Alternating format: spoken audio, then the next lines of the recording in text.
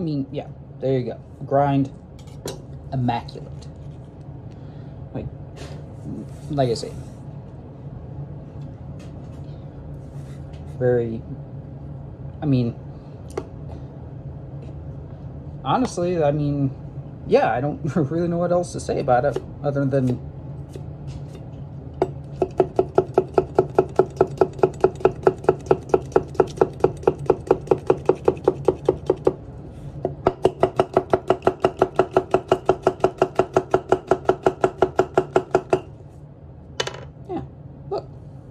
I mean, this is a knife that you can actually just have some fun with, where it's just,